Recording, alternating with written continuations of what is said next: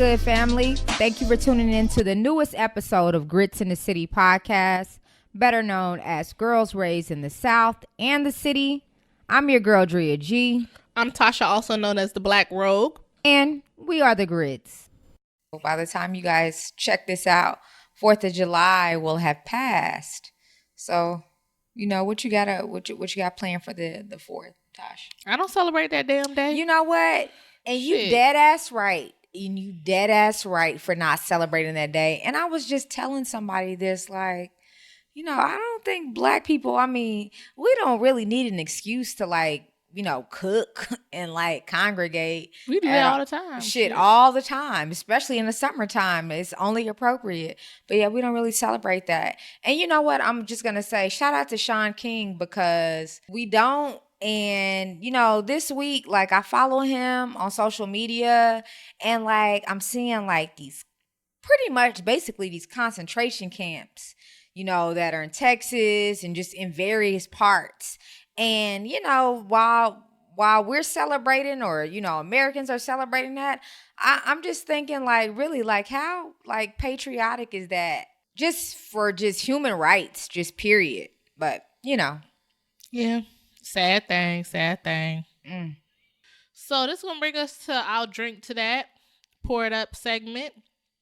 So There's so much that we experienced this past week. Yes. With everything from Spike Lee Block Party. Yes. How do you like it? I enjoyed the vibe. I got there mad late though. I saw you there. That shit was different. I got there mad late, but you know, the vibe is always there. I love it. You know, from the murals and just the energy of the people, the pro-Blackness, the vendors outside. Yes, that, you know, just the whole Blackness and the whole experience, and it was beautiful outside. Yeah, it was straight. I mean, it wasn't as like the previous years. I felt like it was a little bit more pop in the previous years, but it was still like fun to be around. Yeah, they said that Maxwell performed. I don't know whom else performed, but I heard saw Rosie Perez on stage. Okay.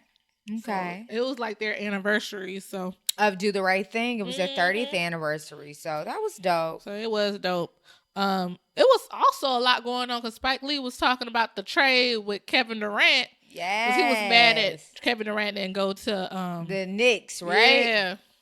Yeah. So that was a lot going on.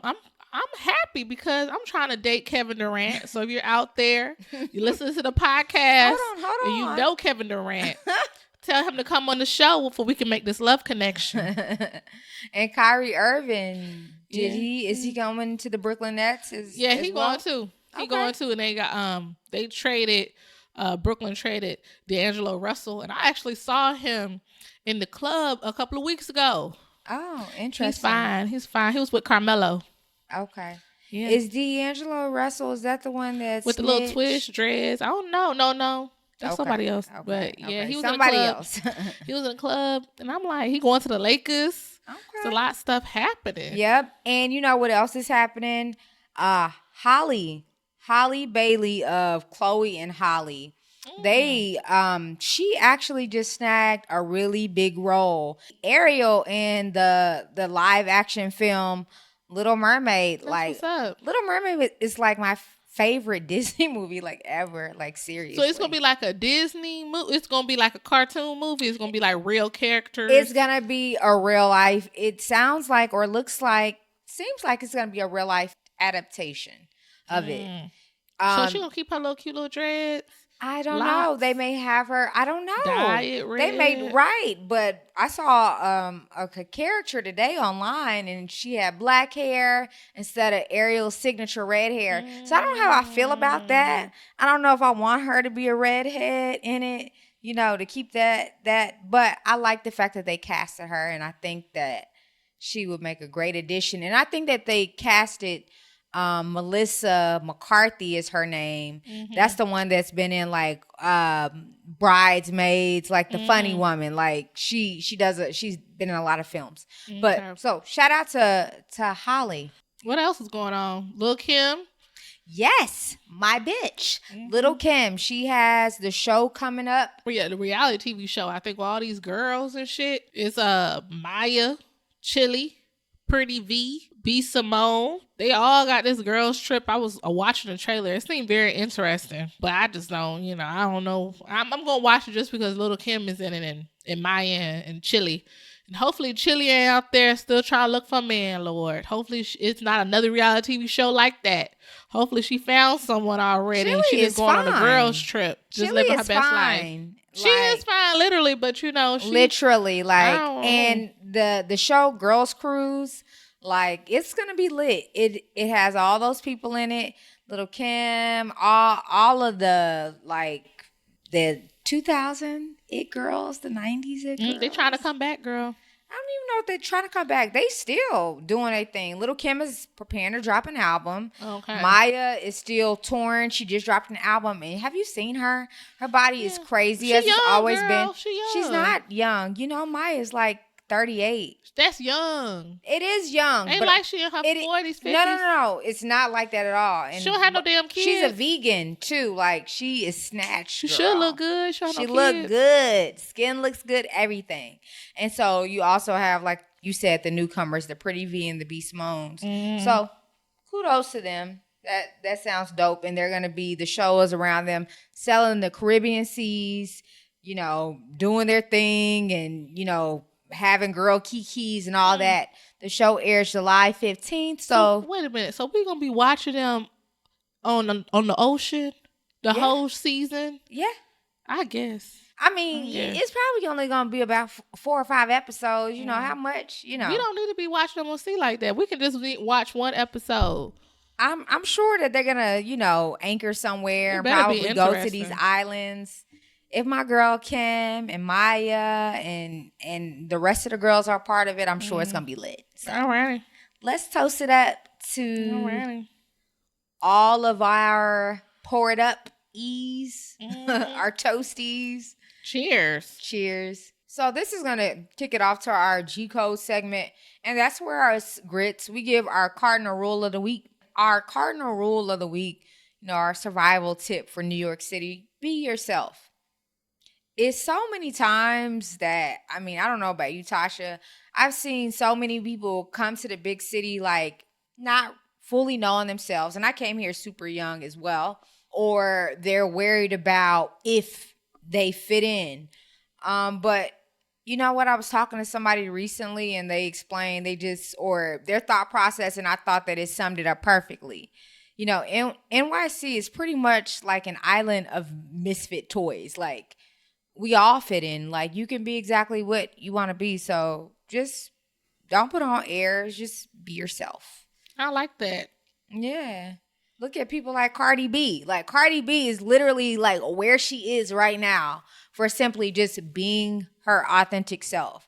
And just think, if we were just more true to that, I think we'd be more much more further sometimes. Yeah. So that's going to kick it off to our main segment today, the Southern Sound Off. And today we're actually talking about, what are we talking about, Tasha? We're talking about colorism. Yeah, colorism in the South versus the North. And if there's any differences in the history behind it. So we're going to have that chat today. Is that heavy? Or I feel like it's an important talk. It's day to day still. We right. still go through the same issues. Day to day. It's still some relevant, we've seen it so much lately, and we're going to touch on it later, but we see it a lot thrown around in entertainment. Yeah, a lot. From the Chris Browns to lyrics and people, feeling certain types of ways, even to Tory Lanez, music videos, things like that. So let's get into it. For me, personally, I don't know how you feel about all of this, but to me, I feel like it all started with colonizers. Well, I don't know. Maybe even before, because even we got issues in our motherland. Because they were colonizers. They colonized our motherland. They colonized everywhere. This is true. So I feel like it all started when, certain people start colonizing, embedding their beliefs and traditions on several different countries. And now that just create a whole concept behind that. People feel that anything close to dark or darker is evil or bad or inferior. Yes. basically. Like when you look at other countries, or even when you look at entertainment, for example, when you look at movies, why is every character, when they have like an evil villain and a good villain, the evil villain for white people is a brunette, she has darker features, and then the good person, the savior, is a blonde and blue eyes, right? Every connotation for hints to dark is evil, or bad or right, violent, something like that. So I just feel like, that's where it all came from, originated from. So no, true. And I feel like it was projected onto us to a degree, because even when you think about the slave trade and you hear stories about how, in certain, communities, how it was some of our own people that initiated a trade. You know what I'm saying? And maybe colonizers had gotten into their minds and, had them feeling a certain type of way towards, their people. But it's definitely permeated, because, it's permeated even when slavery was at its peak. When we talk about the house slave versus being in the field slave, and just how it just continued to permeate, and how it continued to kind of pit, us against one another, because one was darker, obviously, and then one was lighter and fairer and looked upon as more trustworthy and more worthy, just period. Yeah, even how the slave masters, they treated the darker slaves. Right. We were 3/5 of a person at the time. And they looked at the darker slaves as being animals. That's why they put them out on the field. And then they also raised their children to hate the darker skinned slaves. Right. And in turn, we ended up hating ourselves, because that was what was, reflected, and that's what we were kind of seeing, and that's what we were taught to kind of value about ourselves. So, I mean, even though we progressed a lot in this day and age, we still have so many vestiges and just so many remnants of the past that I feel like we don't deal with enough. We don't really, we kind of sweep it under the rug, and we're like, oh, preferences and da da da da. But it's just I just feel like it's not just black people. I feel it's society in general.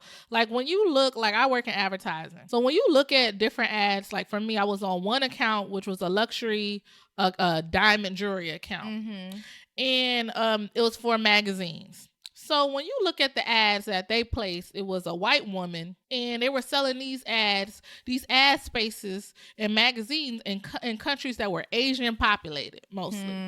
So you mean to tell me they can have a white woman advertise a white woman in that country and not an Asian woman? That's because they probably felt that people in that country that they had those magazines looked at white women as some type of prestige because they're selling this luxury item there. So it's just like, damn. Right. And even, you know what, you even mentioned that, okay, so what was going on where it was the H&M campaign that was running, where the little boy was the coolest monkey in the jungle, and that was in another country, And so, these things are happening everywhere. And even when we see these brands that are bringing to life, who was that did that? Gucci and Prada. One a whole blackface, and it's just okay, we've all, that's how they see us. We've all been here long enough to know, if you went to school here, you've read history books, And even if you didn't, come on, you can Google, you can educate yourself. It's just too much knowledge out there. I just feel like when you have privilege, you don't really need to educate yourself. You don't have to, because you're naturally, so for sure. That's why a lot of people want to educate themselves. Even when you look at Beyonce, Rihanna in different countries, in the past, I know you probably have seen them, those advertisements where, Beyonce looks lighter in some countries, or Rihanna looks lighter in some countries. Right. But in it, and even with them, those are two fair-skinned women already naturally. They don't need any lightening because they're already fair-skinned. And so lightening probably does all sorts of stuff. But Beyonce had a little tan when she first came out. I don't know. But she also had dark hair when she came out, and now she Yeah. also has light hair predominantly most of the times. And when you do that, it changes up. But Yeah. even to these other artists, these brown skinned women that feel like, especially within entertainment, like it's harder, like Kelly Rowland and the Beyonce thing, and how Matthew Knowles was saying pretty much he didn't like, if Beyonce wasn't fair skinned, like it probably would be harder to get her to where she is. That's a sad statement to say, man. But when we think about it, that's not necessarily true, because you have artists like Brandy that in her time, she ain't no Beyonce. Brandy, but she's different because Brandy is a vocalist, and Brandy is the Bible vocalist, and she was that girl. She was, but she she's not Beyonce. That girl. Beyonce is the shit. Well, she is like worship. Let me tell you, I get it, but Brandy's voice is not. It's no, like nothing compares to her voice. Period. Beyonce is an entertainer. She is a performer. That's what she gives you. She gives you voice and she gives you performance, and that's great. But I'm just simply saying that in Brandy, Kelly Rowland is a performer too. She can dance just like Beyonce, true, and she can sing just like Beyonce. But when we and her solo career never launched, right? Crazy. But for Brandy in that time, Brandy was that girl. So it's not like I don't know. We hadn't seen that she was. She had TV shows. She had a Barbie doll. Brandy was that girl. Like she really was. And so whether we really realize it, but Brandy was that girl first. And I feel like now it's even harder for like women of color and darker women of color. As that's always been the thing though, because that's what society has always reflected, you know? Yeah, like even in other countries, like you see Nigeria, even some Caribbean countries where they have bleaching cream and they sell bleaching cream and shit. And we do that stuff here in the States. Yeah, we do that here in the States because they got all that. I don't even trust Ambi, y'all. Y'all trust Ambi? I don't trust that shit. You know what? That's a childhood thing, unfortunately. I don't trust none of that shit. You know, to even you out. I don't even know. I ain't trying to look like Michael Jackson, rest his soul. You know, you don't do it all the time, but you know, to like if you get a scar on your face or something. I ain't trying to fuck up my face, get patches. No, you know, Lord. But that's crazy. But those are things too that, like, you know, I grew up seeing, and you seeing my grandmother like use this type of stuff. But like she was a brown skinned woman though. You know? Shit. I went to Cuba one time and they got colorism issues and shit. And what's that Cuban the baseball player, Sammy Sosa? No, he's not Cuban. Is he Dominican? I forgot, but he got that what do you call that, bleaching cream? And he messed up himself, Lord Jesus. And then he was proud about that shit too after he did all that shit. Sammy Sosa is Dominican. Oh, my bad. I'm messing up Cuba. But yes, but shit. Even him, like, he literally changed his whole facial hue. Like, he doesn't, I mean, like, he literally looks like, you know, when the morticians put, like, Lord Jesus, yeah, they make you up. Like, shit, he could at least got that Michael Jackson shit, because like, Michael Jackson looked decent. I just don't understand, like, you know, what is it to where we are so uncomfortable in the skin that we're in? And I get, you know, the outside notions and what people put on, you know, project on us, but still. Well, I think it's all because of, you know, society, basically. And, like, colorism, the effects of colorism is a lot. Right. In terms of everywhere.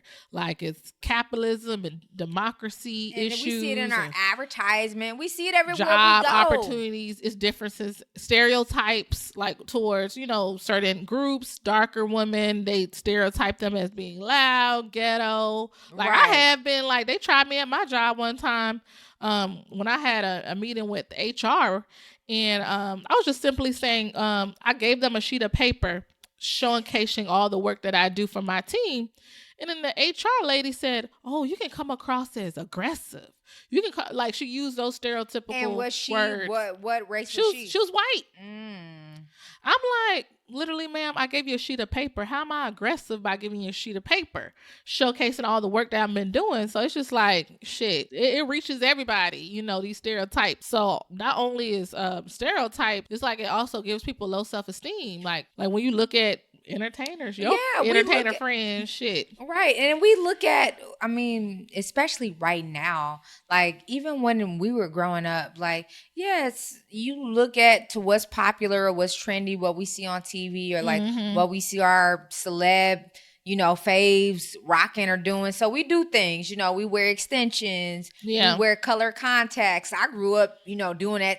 But like, I wouldn't dare think of doing that at the age that I am now, but those are things that you do and you think it's trendy. But now I know that I don't have to do any of those things and I'm fine just the way I am. And then you mentioned the color contacts, like, that's even a part of colorism to me, because look at Tiny. Tiny went all the way overseas and her daughter. Tiny. I can't. All the way overseas to get these blue contacts. But I will say that they were a health risk. And see, Zanique had to take them out because she was in danger of going blind. So I don't advocate doing anything at the expense and at the risk of your health. That's not what I advocate.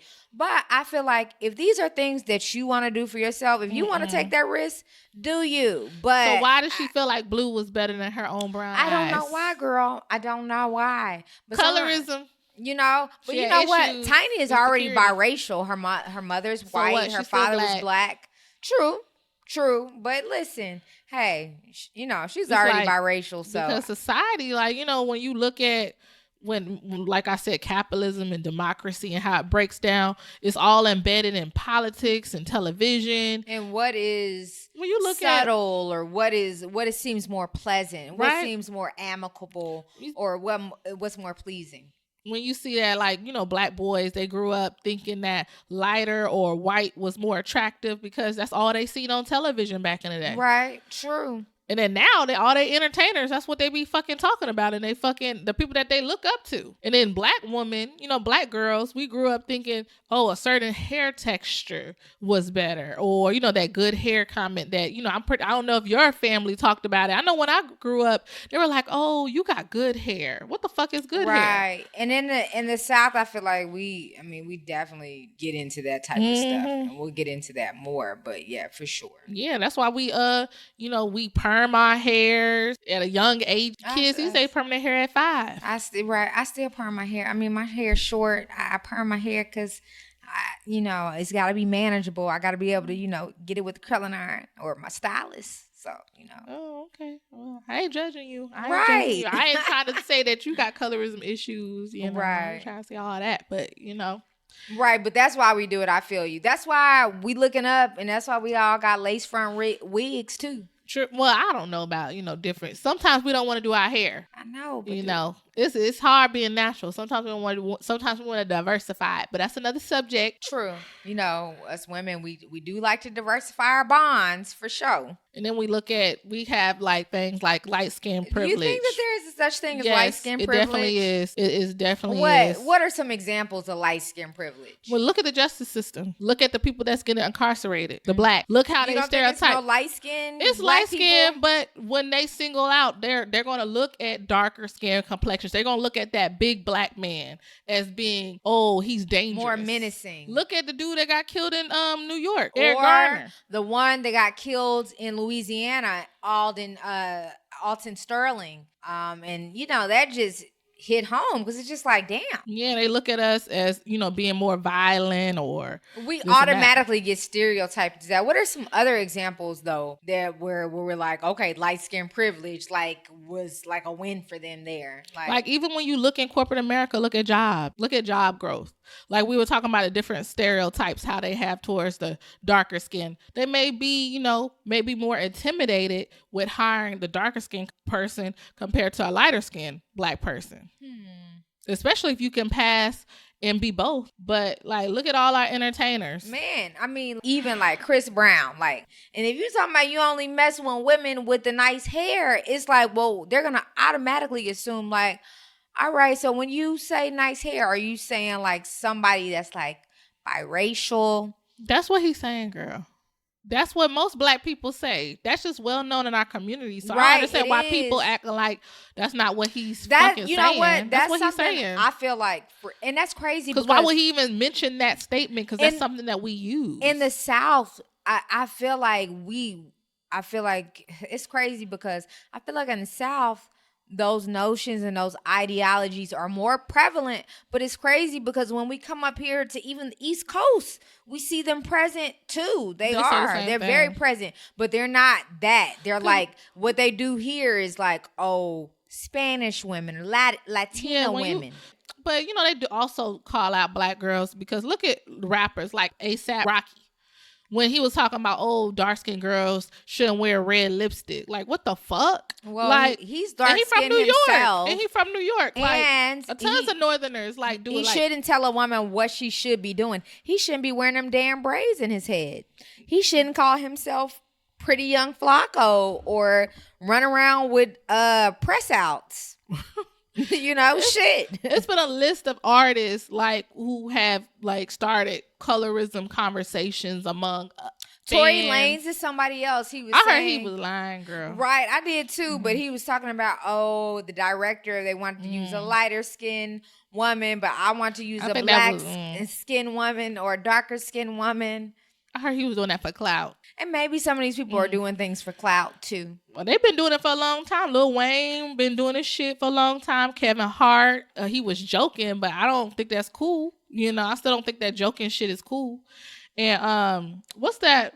Stefflon, the Dawn, that is that her name? The little rapper girl, the Caribbean rapper girl. London. Whatever her name is, she did that shit too. She said like she had a Twitter, I think it was a while ago, maybe it was 2 years ago, saying if dark skinned girls, if they had a chance to be light, they would have painted themselves light. I was like, what the fuck? Like she said shit that Queen, what's her name? Queen. She said shit to her ass was talking about calling women nappy headed, whatever, that they was picking on her. Like that she already used the word nappy, like to compare towards a negative. So like, you know, that's already her mindset that if you have nappy, kinky hair, it's a negative. And then we had Lil Boosie. I interviewed him back in the day in college too. Cause all his songs about red bones. And I asked him, I was just like, oh, so, you know, I noticed all your songs about red bones. What about the dark skinned woman? I was like a young college kid. So he said, he was like, I got a preference. I date all women, but I have a preference. But look at his kids. But anyway, Kodak Black with his statements, Hazel E, the list continues. Like our entertainers, they're even fucked up. They got influence. So, yeah, I definitely feel like colorism in the South and the North, like, look different. Like, here is different. Like, we have, like, it's colorism in a sense where, you know, people that come from Latin countries, like, say, a Dominican Republic, like, they don't acknowledge the fact that, you know, these countries like Puerto Rico, like DR and other like islands, like they were a part of the African diaspora and the slave trade. And the fact that they won't recognize it, I don't know if that's more of a nationalism issue, you know, with them just being proud of their country or their islands or where they're from. But it's like they choose not to recognize that. And then even here, they got colorism issues, girl. They do. They don't like being black. They don't like being associated with black and all that shit. Because, I mean, I feel like all around the world, it's not just here in the States. It's other countries. Heck, you hear about so what was going on in DR and Haiti? Like, you know, they're on they share the same island, essentially. Yeah. One has one half and the other has another. And, you know, the Dominicans, they're trying to eradicate Haitians there. And at one point they were like, you know, pretty much like abusing them, kicking them out, you know, even if they were born there. And so they say that that's a thing between those countries. It's like if they can act like that towards their own essentially kinsmen, you know, how can we expect them to act different to the rest of the world? Yeah, I just think that like my family, you know, my dad's side, they Dominican.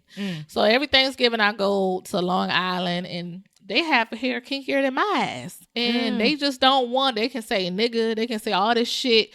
Nobody, like Dave Chappelle says, everybody wants to be a nigga, but nobody wants to be a nigga. Yeah, and they don't want to be called black. I'm like, but you can be in black culture and love black fucking culture. And you could be in blackface. Blackface, pretty much. You know, you got the hair texture. We got, you know, but you don't want to be called black. because you know people look down upon being black. Not Or you all of speak y'all, Spanish, yeah. but you know that's Shit, I was even mistreated. I talk about this shit. I was mistreated recently. It was like in the Bronx. Was it the Bronx or was it like Harlem, Spanish Harlem? It was somewhere. I went to a club. Oh, I remember. Yeah, this. I went to a club and it was no black people. It was like an all Dominican club. You were like in Washington Heights though, right? I don't remember. You were uptown. And I had on shorts, short club shorts, heels, high heels, and I had on a bralette. So basically my boobs was out. I got big boobs, but it was a club and I was looking sexy, looking like a bad bitch. So I look behind me in line and it's bitches that have swimsuits on. They don't have no fucking clothes on. So I'm chewing on an empanada. The man starts yelling at me, you can't have no food in the club. Okay, sir, I'm going to throw the food out. Okay. So I go back to the front of the line. He's like, you're against dress code. He just wasn't feeling you. I'm like, how the fuck am I against dress code? Like I'm looking like a bad bitch. And he's like, oh, your chest. So literally, luckily I had like a tank top. So I had to go across the street, put on a tank top and get in line to get to the club. And I was already in a VIP. And then I walked in, it was no black woman. Me and my homegirl and my other homegirl, it was we were the only 3 black girls at the entire club. This is the same event where I met, it was Carmelo Anthony and the guy that just got traded to the Lakers. They were at. So, because I think Carmelo is like Dominican or something like that. But I'm like, well, damn. So I was just like, you know what? I don't have no time for this shit. But I was only there because I was in VIP for free. But yeah, so they say that here from clubs, strip clubs. Cardi B talked about that shit. Yeah, and even in the strip clubs, they don't want darker skinned women. They want fairer skin or what they view as exotic. Black women. I don't even know if they want black women. Period. Up here in New York, like, have you been to a strip club with black girls like that? I have seen some black girls at some clubs. What strip club was this? Was they Spanish or black? I think they were black. Was that the one with 50 Cent? Was that the one in Brooklyn? They closed that shit down. Bro. I went to a one recently. They had some black women. You was at that ratchet shit? Oh, hell to no. What you mean? The one in Brooklyn? Where is it? The one off of Nordstrom? Guys. All the listeners, if you visit to New York or you live in New York, it's a ratchet ass strip club. It's literally. You been to it? I never been there. I walked past it. I didn't even know it was. You know what? It looked like somebody's house. They stripping at somebody's house. Listen, no, it's not. It's a club up there. I mean, it's not a club. It's just, But I literally did not. I've walked past this for years and I never knew what it was. And then one night I was walking. I was with my homie and they told me what it was and they were like, "Well, you want to go?" And we went in there and but yeah, they had black dancers, but what they look like? Yeah, right. I've seen better. That's talent. How they think we look. That's how they be thinking we look out here. No, it's not even that. I've seen better talent wise. Oh, okay. But I mean, they had some attractive women, but talent wise and the dance. Ain't talent in general in New York. I've been to the one in Queens. It's a strip club in Queens, y'all. I've been to it's only one. I think it's the only one that they got now. Because they closed down the strip clubs a lot here. I feel like they don't know how they just literally they got poles and the girls don't really be dancing. They be doing lap dances. I've been to some where I have been Sin City. I think I've been to they closed that down. Perfections when they did have that. See, they closed all the strip clubs. Cityscapes, Riviera. Girl, you a strip club? No, fanatic. No. This is throughout the years. It's been spread out. But you know what? But like you're saying, to your point, a common thread. They don't have a lot of they're not gonna have a lot of darker skinned black women. They're not because Atlanta. But Atlanta maybe. Shit, they will. It's different. It's weird. Atlanta's supposed to be Chocolate City, but Atlanta, it's not Chocolate City like that. It's weird. In the South, it's like they got the strippers, the black strippers, and the darker strippers in the South. Up North, they don't. If they do, they may. Well, it's because it's very few. It's weird. It's because you know why? Because if they're gonna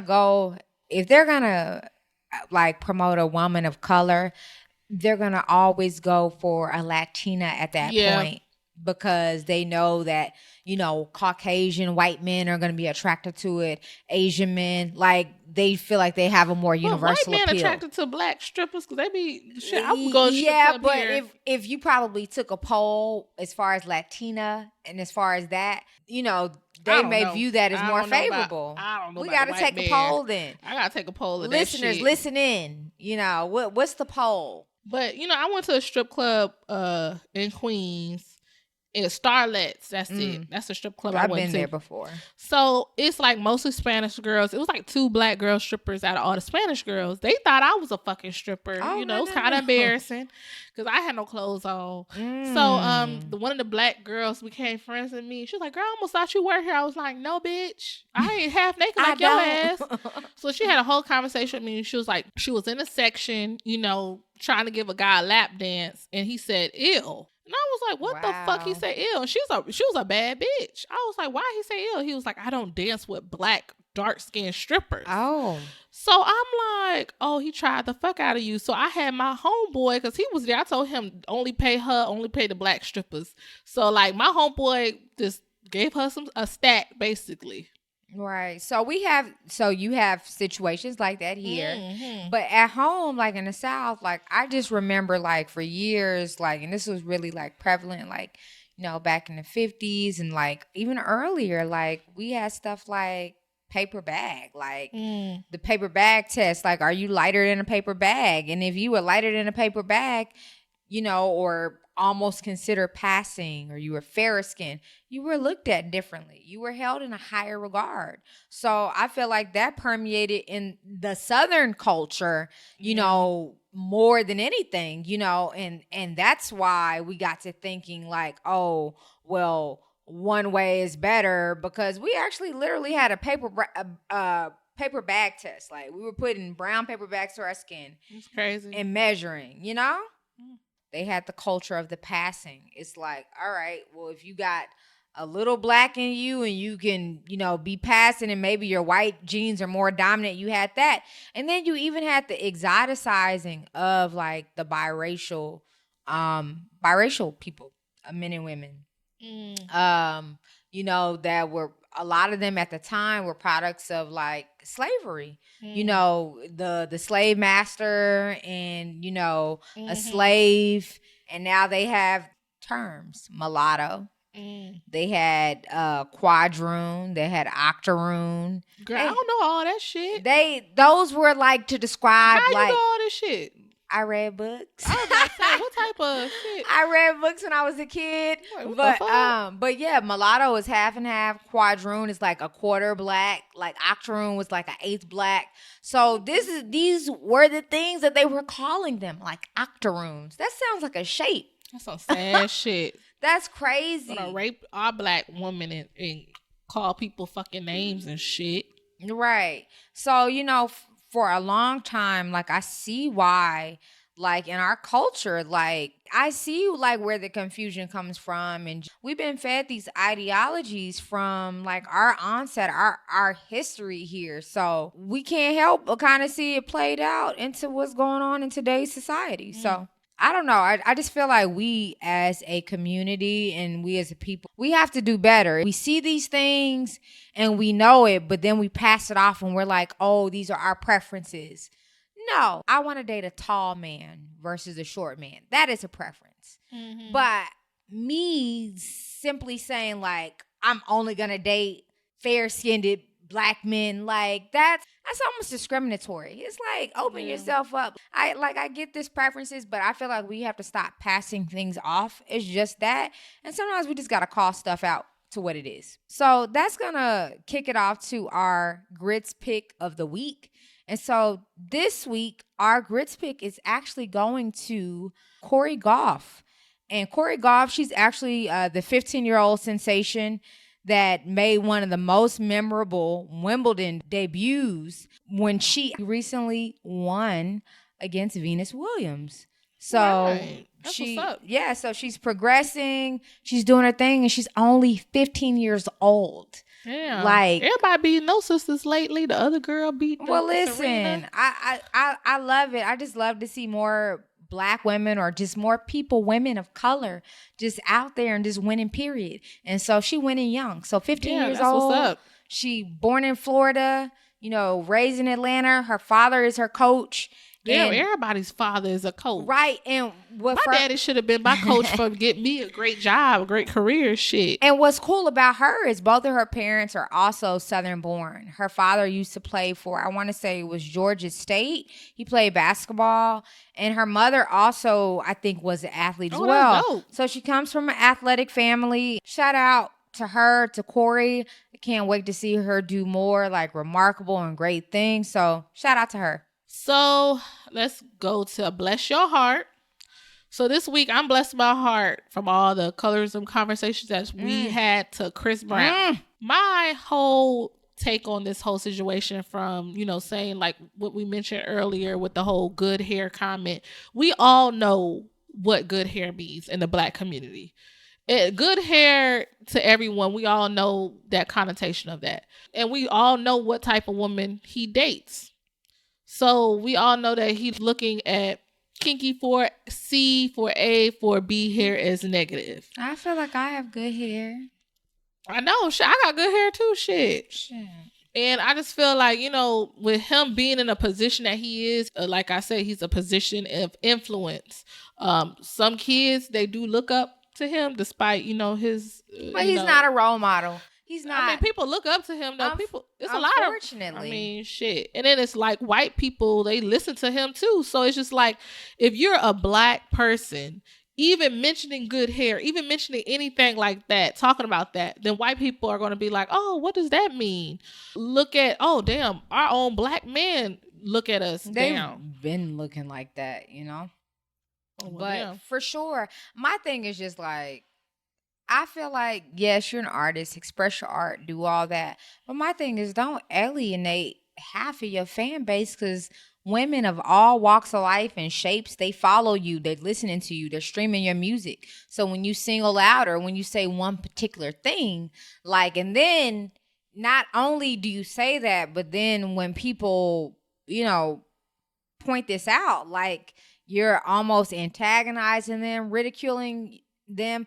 I would say to Chris Brown to humble himself, because this is not the first time, because I'm not a huge fan of his anyway. I think he's immensely talented, but sometimes I feel like people's drama can outshadow their talent. And I feel like in this case, he's one of those people. He just does a lot of things that I just feel like are just not helpful to his campaign.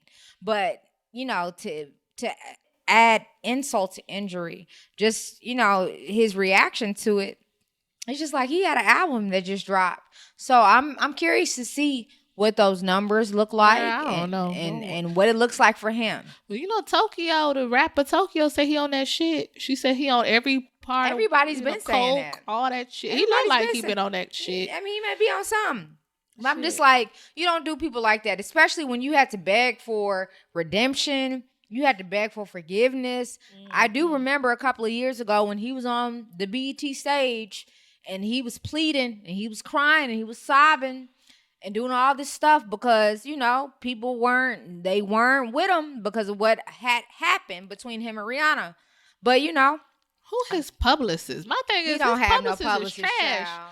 I'm like, if I was your publicist, I would have been like, hey, I would have been made him make a statement, or I would have made a statement on his social media and clarified, oh, I did not mean good hair as in this. I meant good hair as in healthy hair. That's all he had to fucking say. Chris Brown has been a star for over a 10-year period.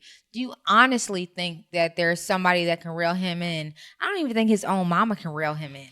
Oh, shit. Well, exactly. So, on that note, we're going to actually leave off on something positive, which is the thought of the day. And this week's thought of the day is from the iconic Bob Marley, short and sweet. Love the life that you live and live the life that you love. Sometimes it's hard, but, listen, you got one life, and so you can only live yours. So be sure that you're loving it. So thank you for tuning in to the latest episode of Grits in the City podcast. Check us out next week for an all brand new episode, as we'll definitely be keeping this spicy.